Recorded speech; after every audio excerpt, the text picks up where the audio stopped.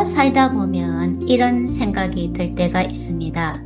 나는 정말 열심히 살았는데 왜 내 인생은 뜻대로 되지 않을까라고 말입니다. 남들보다 게으르게 산 것도 아니고 가족에게 무책임했던 것도 아니고 나름대로 최선을 다하면서 살아왔습니다. 그런데 여전히 돈 문제는 어렵고 가족 관계도 마음 같지 않고 열심히 해온 일도 기대했던 결과로 이어지지 않습니다. 그러다 보면 어느 순간 억울한 마음도 듭니다. 나는 이렇게까지 노력을 했는데 왜 나에게 돌아오는 것은 이것뿐일까라고 말입니다. 그래서 오늘 영상을 통해서 나는 정말 열심히 살았는데 왜 인생은 내 뜻대로 되지 않을까라는 주제를 가지고 여러분들과 같이 이야기해 보도록 하겠습니다.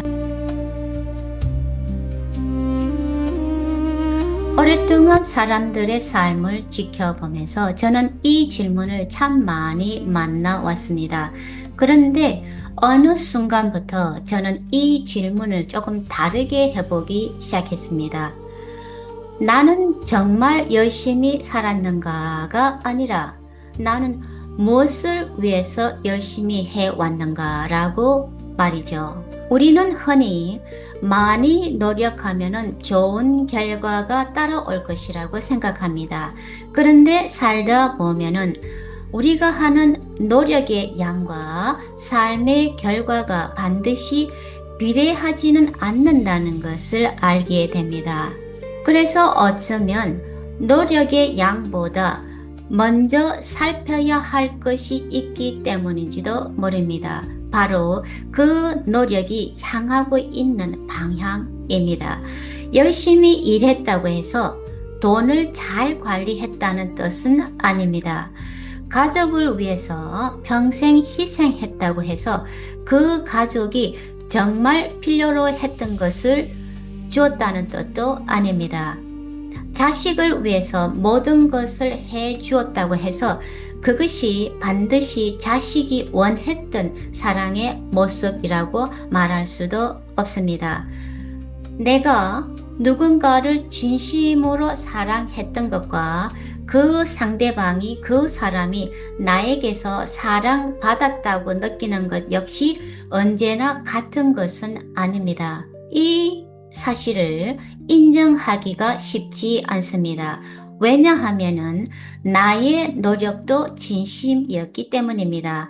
내가 했던 희생도 사실이고 내가 견디어온 시간도 사실이고 내가 최선을 다했던 것도 거짓이 아닙니다. 하지만 여기에 또 하나의 진실이 있을 수도 있습니다. 나의 세계에서 바라본 최선과 상대방의 세계에서 경험한 최선은 서로 다를 수도 있다는 것입니다. 돈이나 일의 문제도 비슷합니다. 사람들은 흔히 말합니다. 나는 정말 열심히 일했어요. 그런데 인생은 얼마나 바쁘게 움직였는지만으로는 만들어지지 않습니다. 무엇에 돈을 썼는지, 무엇을 위해서 시간을 사용했는지, 당장의 만족과 미래의 가능성 사이에서 무엇을 선택했는지, 그리고 잘못된 방향이라는 그런 신호가 왔을 때 멈추고 방향을 바꿀 수 있었는지, 그리고 같은 선택을 얼마나 오랫동안 반복해 왔는지 등등 이러한 작은 선택들이 하루하루 쌓여서 결국은 한 사람의 삶을 만들기 때문입니다. 그래서 때로는 열심히 산다는 것과 잘 살아간다는 것이 같은 말이 아닐 수도 있습니다. 그렇다면 일이 뜻대로 되지 않을 때 우리는 어떻게 해야 할까요? 대부분은 더 열심히 하려고 합니다. 조금 더 참고 조금 더 노력하고 조금 더 견디려고 합니다. 하지만 어떤 경우에는 더 많은 노력이 필요한 것이 아니라 잠시 멈추는 것이 먼저일 수도 있습니다. 그리고 질문을 바꾸어 보는 겁니다. 나는 이렇게 열심히 했는데 왜 안 되었을까 하는 대신에 그때의 나는 무엇을 보지 못했을까라고 말입니다. 이 두 질문은 비슷해 보이지만 우리의 마음을 전혀 다른 곳으로 데려갑니다. 첫 번째 질문에 오래 머물다 보면은 세상도 원망스럽고 사람도 원망스럽고 운명도 원망스러워질 수 있습니다. 그런데 두 번째 질문을 하기 시작하면 내 삶 안에서 내가 다시 할 수 있는 일이 보이기 시작합니다. 아, 그때는 이것을 몰랐구나.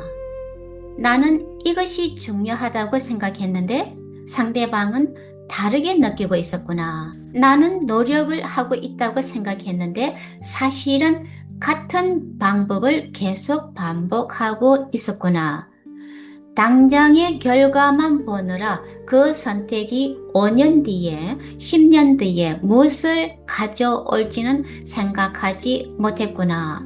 라는 식으로 이렇게 하나씩 보이기 시작합니다. 그렇다고 과거의 나를 비난할 필요는 없습니다. 그때는 몰랐으니까요. 지금의 내가 알고 있는 것을 5년 전, 10년 전에 내가 알지 못했다고 해서 그 사람을 계속 벌 줄 필요는 없습니다.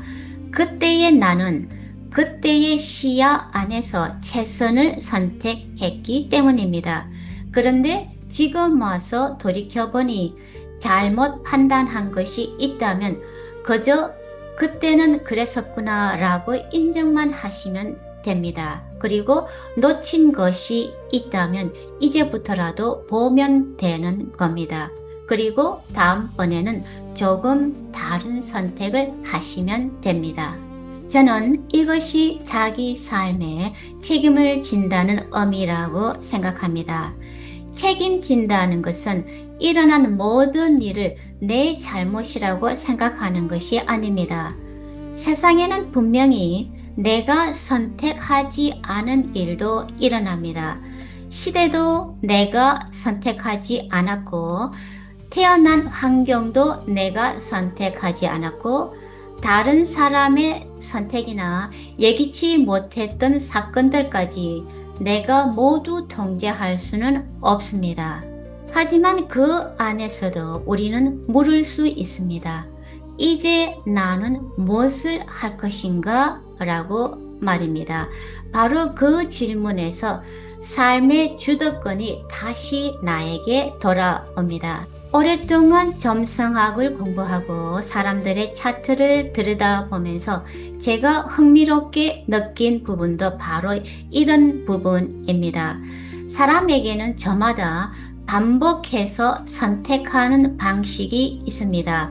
돈을 대하는 방식이 있고 관계를 대하는 방식이 있고 또 위험 앞에서 각자 반응하는 방식이 있습니다. 기회를 만났을 때 반응하는 방식도 사람마다 다릅니다. 어떤 사람은 기다리고 어떤 사람은 서두릅니다. 어떤 사람은 실패하면은 방향을 바꾸지만 어떤 사람은 같은 방법을 더 강하게 밀어붙입니다. 그러한 반복적인 패턴이 오랜 시간 동안 쌓이다 보면 어느 순간 우리는 그것을 두고 말합니다. 내 인생은 원래 이래. 하지만 저는 점성학이 그 말을 확인해주는 학문이어서는 안 된다고 생각합니다. 당신은 원래 이런 사람이니 어쩔 수 없습니다. 라고 말하기 위해서 차트를 보는 것이 아니라 나는 이런 상황이 오면 늘 이런 식으로 반응하는 사람이구나 하고 알아차리기 위해서 보는 것입니다. 우리가 알아차리지 못하면 반복하지만 알아차리기 시작하면 다른 선택을 할 가능성이 생기게 됩니다. 어쩌면 그래서 우리가 운명을 이해한다는 것도 바로 그런 의미인지도 모릅니다. 그리고 저는 삶이란 잘못을 하지 않는 과정이라고 생각하지 않습니다. 살면서 어떻게 모든 것을 미리 알 수 있을까요? 잘못 판단할 수도 있고, 사람을 오해할 수도 있고, 좋은 뜻으로 한 일이 뜻하지 않은 결과를 만들 수도 있습니다. 중요한 것은 한 번도 넘어지지 않는 것이 아니라 넘어졌을 때 내가 무엇을 보지 못했는지를 배우는 것입니다. 그리고 한 가지는 잊지 않았으면 좋겠습니다. 내가 다시 시작하기 위해서 다른 사람을 아프게 할 필요는 없습니다. 내 삶을 책임진다는 것은 내가 원하는 것을 얻기 위해서 누군가에게 상처 주고 손해를 입혀도 된다는 뜻이 아닙니다.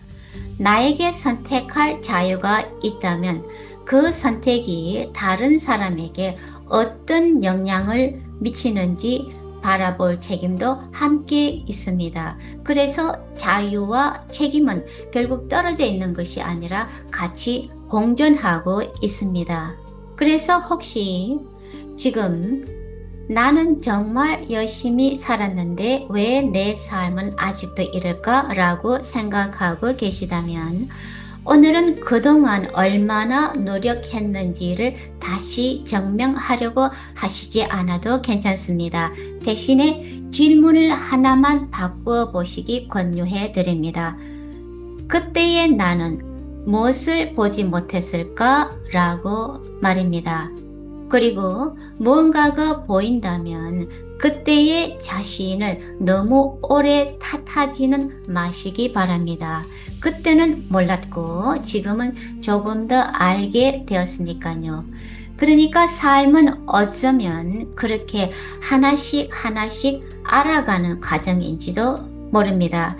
뜻대로 되지 않았던 삶까지도 다음 선택을 조금 더 지혜롭게 만들어주기 위한 배움의 기회가 될 수 있습니다. 그러니 더 열심히 해야 한다고 자신을 몰아붙이기 전에 잠시 멈추고 한 발 물러서서 내가 무엇을 반복하고 있는지 바라보는 겁니다. 삶이 뜻대로 되지 않을 때 더 열심히 살아야 하는 것이 아니라 어쩌면 내가 보지 못하고 있는 것을 먼저 바라봐야 할지도 모릅니다. 그리고 마지막으로 한 가지 질문을 남겨드리고 싶습니다. 지금 내 인생의 결과를 만든 것은 내가 얼마나 많이 노력했기 때문일까요?